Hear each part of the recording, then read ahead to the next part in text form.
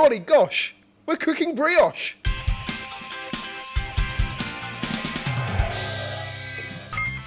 This is a sweet breakfast bread, okay? We're gonna make it using flour, some yeast and some sugar, so it's a sweetened bread. Yep. But we're gonna enrich the dough with egg and butter, which you wouldn't normally do. And then on top of that, we're gonna add our flavours of apricot and chocolate. Oh, lovely. Okay, so a fruity chocolate loaf for breakfast. Okay, start off with though, I've got some warm milk.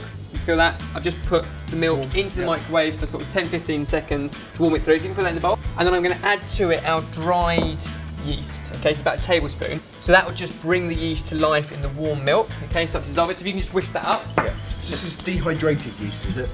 Dried, yes. Over here, I'm going to put all of our ingredients into our mixer. Now this is one dough that is actually very difficult to do by hand. Because it's so rich, it's so sticky. You can do it, but it's not easy. So if you've got a machine, much better to do that. We've got our plain flour, which means it's slightly more cakey in texture, the final product, unlike a strong flour you'd use for bread, but works fine. So we need to add 2 eggs to enrich the dough. 1, 2, and then let the machine start to do its work. And to this we can add everything else now. So a couple of tablespoons of caster sugar, so it is a sweetened dough. It's going to go in there. A pinch of salt, okay? All good bread needs salt. And then we're going to enrich it with some butter as well. So it's at room temperature. It's a really sticky but elasticy dough that we're looking for. Last thing to go in here is your yeasty milk. So we'll splash that in there. I did say splash. That's it, and that'll all get nicely combined. Now while we leave the machine to do that for a couple of minutes, we can start to chop our ingredients over here. So this is what we're going to put into it. So we've got some apricots. Now if you can just cut these apricots up to a similar size as our chocolate. So really nice and small, we're looking for kind of that size, chocolate chip shape. Yep. Okay. And then there should be equal quantities, a large handful of chocolate chips and a large handful of apricot.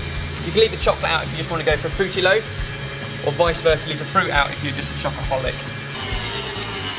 And there we go. Our dough perfectly combined. See how sticky that is though? Oh yeah, it is. It just slides off the dough hook, but it is really tacky mix. And unlike normal bread, that is exactly what you're looking for.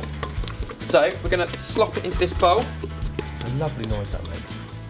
Does that mean it's going to be a really moist loaf?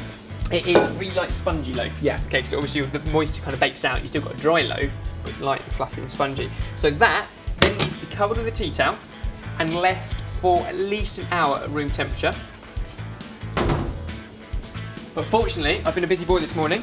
Here's one I made earlier. And you can see how it doubles up in size. Wow. And that's what we're now looking for. Still just as sticky. Oh, it is, yeah. Dust the worktop with some flour.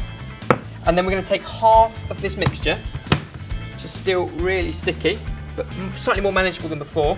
And we're going to put our chocolate chips in it. So if you can scatter the chocolate chips over there. And we're going to try and keep these two flavours separate. So we're going to do the chocolate chips first, and then the other half, the apricot. We'll put them on top of each other, and then you can make sure that everyone gets a nice slice of everything when you cut it, okay? See how that works. So, roll this up. Oh, you're quite stingy on the chocolate chips. There we go. Then give it a quick mix up, so the chocolate chips end up all over the place. We place it into a loaf tin, like that. And if you can just push that sort of down to all the corners and sides. And I'm going to repeat exactly the same with our apricot half. So there's our apricot layer. That can go on top. And again, if you just spread that out. And then just the same as it did before, it needs to be left for an hour to double in size. Okay. So I told you I was being a busy boy. Oh, blimey. I've got another one that's more than doubled in size, but it's exactly the same quantity, and it just puffs up. That is ready to be baked. And then just before we bake it, we finish it off with a bit of an egg wash. Nice to get a nice golden... Nice golden... Top. Just repeat everything I'd say. More or less. There we go. Now you've preheated our oven for us, Jamie, to 180 degrees Celsius. I did do that. And now you can put this into it. I will. For 30 minutes to bake. So it will really, really puff up. That's all the air. That's what you want. A nice spongy mixture. And then you can let it cool, turn it out, and we'll serve it for breakfast.